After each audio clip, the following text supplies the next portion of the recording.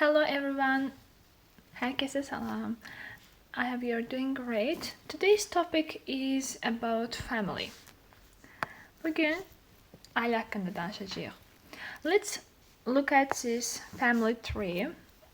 Gəlin birlikdə ailə ağacını gözdən keçirək. İlk olaraq ən başdan grandmother and grandfather. Bunu qısa bir şəkildə də demək olar. Grandma and grandpa bu şəkildə deyə bilərsiniz.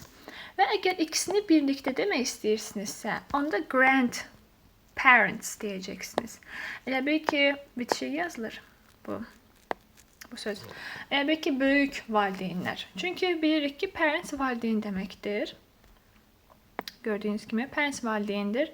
Mother and father, bunu mom and dad kimi də deyə bilərsiniz. Qısa bir şəkildə bunlara qeyri-rəsmi formalarıdır. Mom, dad, ana, ata və bunu valideyn kimi demək istəsəz parent olacaq. Əgər nənə, babanın ikisini birlikdə demək istəyirsinizsə, onda grandparents olacaqdır. Növbəti brother, qardaş, sister, bacı və ümumilikdə bütün bu qohumların hamısına relatives deyəcəksiniz. Relatives qohumlar deməkdir. Gəlin birlikdə bu cümləni oxuyaq. All the people here are Damon's relatives. Buradakı bütün insanlar, buradakı bütün insanlar Damon'ın qohumlarıdır. Luke is Dave and Maggie's son. Luke, Dave və Maggie'nin oğul evladıdır. Baxın, son oğul evladı deməkdir. Daughter qız evladı deməkdir. İndi sana bu günəş sözündən səhv salmayın. Yazılışı budur. İkisinin tələffüzü eynidir, son deyilir. Sadəcə olaraq tələffüzdə fərqlilik var. Sonra wife, husband, bunlar da həyat yoldaşı, qadın həyat yoldaşı, kişi həyat yoldaşı. And next one. İndi isə bura baxaq. Əgər həyat yoldaşının ailəsindən danışırıqsa, o zaman bizə in-law. Baxın, bu lazım olacaqdır. Brother-in-law, bu bizim dilimizdə qayın deməkdir. Sister-in-law, bu baldız deməkdir. Daha sonra siz qaynana, qaynata deyə bilərsiniz. Mother-in-law, yəni dəyişən ancaq qarşısındakı söz olacaqdır. Father-in-law, yəni belə davam edəcəksiniz sözlərə. Və law ifadəsinin də mənası tərcüməsi ilə qanun deməkdir. Çünki həyat yoldaşının ailəsindən axı rəsmi bir şəkildə qohum olursunuz. Yəni qan qohumluğu yoxdur. Yəni oradan yadınızda saxlaya bilərsiniz ki, in-law artıq qanunla qohum olursunuz. Növbəti next one is nephew. Nephew bacı oğlu, qardaş oğludur. Yəni oğlan evladları. Niece, baxın bu niece oxunur. Niece bacı qızı, qardaş qızı deməkdir. Və nəvlərə keçək. Ümumilikdə nəvlər demək istəyirsinizsə, onda grandchildren deyəcəksiniz. Grandchildren. Bunlar nəvlər deməkdir. Amma yox, əgər bölmək istəyirsinizsə, məsəl üçün oğlan nəvəsi, qız nəvəsi demək istəyirsinizsə, grandson, granddaughter deyəcəksiniz. Qarşısına grand qoşursunuz, yəni grandson, granddaughter. İndi isə gəlin birlikdə mətnə baxaq. Mətnə baxmamışdan əvvəl glossary bölməsindən sözlərin tərcümələrinə, izahlarını görək. Get married, yəni evlənmək deməkdir. Get married. Boşanmaq ifadəsi isə get divorced. Become husband and wife, yəni ər-arvad olmaq, yəni evlənmək, get married. Ümumiyyətlə, get ifadəsinin bir çox mənası var. Bir mənası da olmaq mənasına, yəni evli olmaq və yaxud get başlamaq ifadəsi də var, getlə demək olar, əldə etmək mənası da var. İndi burada evli olmaq kimi tərcümə olunur, yəni evlənmək. And get divorced, yəni boşanmaq, stop being husband and wife, yəni ər-arvad olmağa dayandırmaq. Be born, dünyaya gəlmək, doğulmaq. İndi burada to be-dir. To be-ni bizə artıq özümüzə görə, şəxsə görə yəni dəyişəcəyik. Əmizardan birini qoyacağıq. Və yaxud da keçmiş zamanda deyiriksə was, tək üçün, tək şəxslər üçün, cəmi şəxslər üçün isə were deyəcəyik. Növbəti have got, have, var, malik olmaq deməkdir və bunun qısaldılmış versiyası belə yazılacaqdır. Have got, məsəl üçün I have got, apostrof ve. Və əgər şəxsimiz təkdədirsə, yəni he, she, itdirsə, üçüncü şəxsin təkindədirsə, she has got-u belə yazacaqsınız. Apostrof s. Daha sonra isə əgər biz ailədə neçə nəfər olduğunu bildirmək istəyiriksə, bizə lazım olan ifadə there are 5 of us ifadəsidir. Yəni çox zaman şagirdlər, tələbələr deyir we are 5 nəfərik. Xeyr, qətiyyən bunu istifadə eləmirsiniz. Bu səhvdir, yanlışdır. Onun yerinə there are 5 of us deyəcəksiniz. Yəni bizim ailəmizdə 5 nəfər var. İndi burada 5-i siz istədiyiniz rəqəmə qoya bilərsiniz. Məsəl üçün 4 deyə bilərsiniz. There are 4 of us. Yəni bizim ailəmizdə 4 nəfər var deməkdir. There are 5 of us in my family. Ailəmdə demək istəyirsinizsə in my family deyəcəksiniz.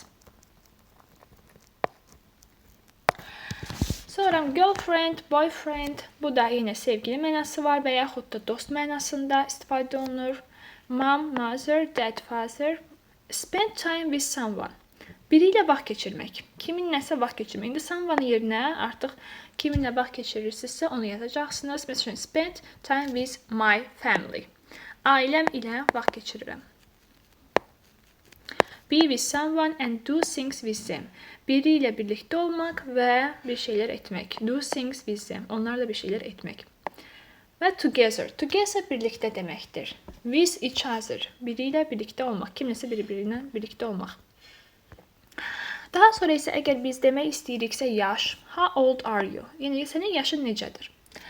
Yaşınızı qeyd edəcəksiniz. Məsələn, I am 20 years old. Mənim 20 yaşım var. Amma lakin demək istəyirsinizsə ki, birinin yaşı sizdən böyükdür və yaxud birinin yaşı sizdən daha azdırsa, onda necə edəcəksiniz? Müqayisə dərəcəsi sizə lazımdır. Deyiminiz 22 years old. Years old da deyə bilərsiniz, istəsiz deməyə bilərsiniz. Has got, qətiyyən has got, have, mənim 22 yaşım var. Azərbaycan dilindəki kimi tərcümə eləməyin. Bu, başqa bir strukturdur çünki. İndi daha yaşlıdır deyirəmsə, his brother is older than him. Onun qardaşı ondan daha yaşlıdır, daha böyükdür. Çünki niyə? Onun qardaşının 23 yaşı var. 1 yaş demək ki, bundan böyükdür. O zaman biz müqayisə dərəcəsində older'dan istifadə edəcəyik. Sözün kökü olddur. Siz er şəkilçisini qoşursunuz.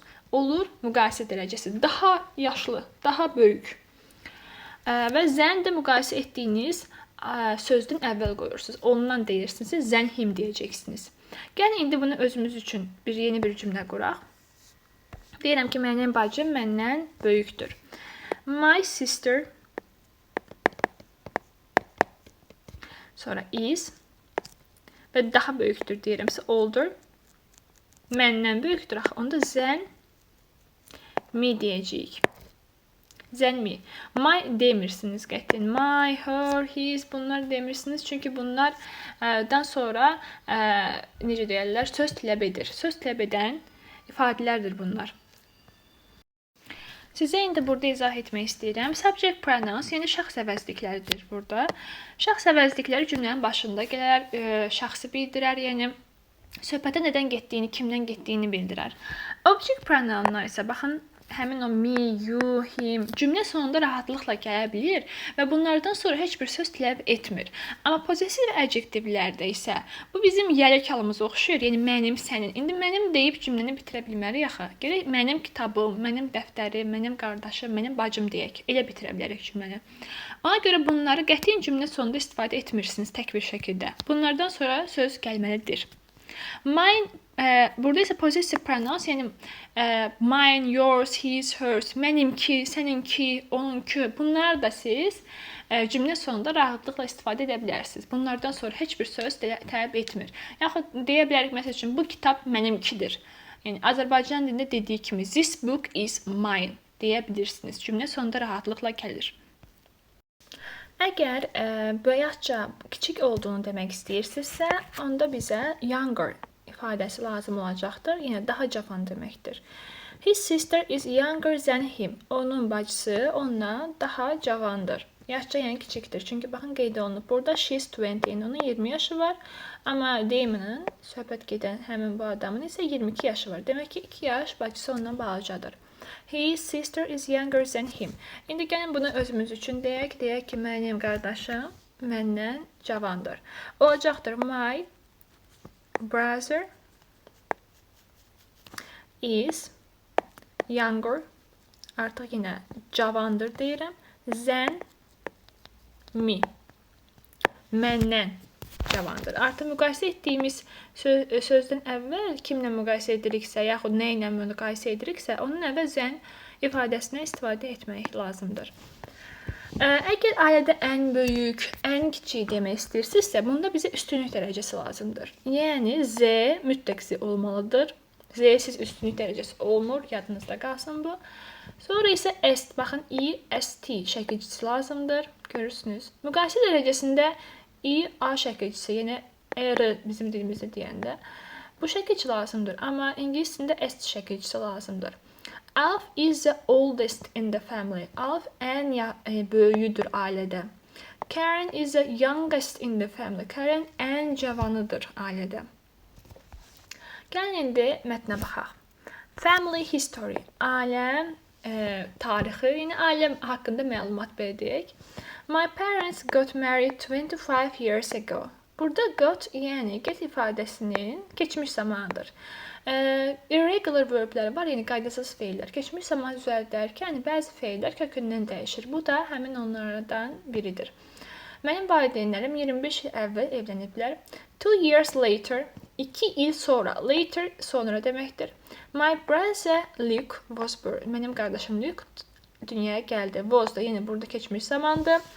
Am is bunların keçmişi was olacaqdır. Are-ın keçmişi isə were olacaqdır. Then sonra I was born. Mən doğuldum. A year after that. Ondan sonra. Yəni bu hadisədən sonra bir il sonra a year. Bir il sonra mən doğulmuşam. I have, baxın, have got-un qısaldılmışı görürsünüz. Have da, have got da ikisi də var deməkdir. I have also got a sister. Also həmçinin. Mənim həmçinin bacım var. Adı Karen'dir. Who is 2 years younger than me. Kim ki məndən 2 yaş balacadır. So, beləliklə, there are 5 of us in my family. Beləliklə, bizim ailəmdə 5 nəfər var. Luke has got, baxın, has'ın qısaldılmışıdır. Luke has got a girlfriend. Luke'un sevgilisi var. Sue, adı Sue'dur. And they live in a small flat. Və onlar kiçik mənzildə yaşayırlar. Flat.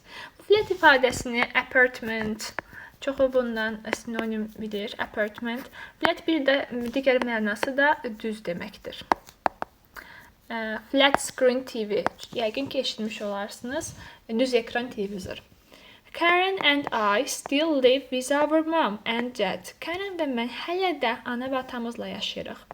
We spend a lot of time together. Biz birlikdə çox vaxt keçiririk. A lot of. Çox deməkdir. Biz birlikdə çox vaxt keçiririk. Ümid edirəm ki, bura kimi sizə aydın oldu hər şey. See you!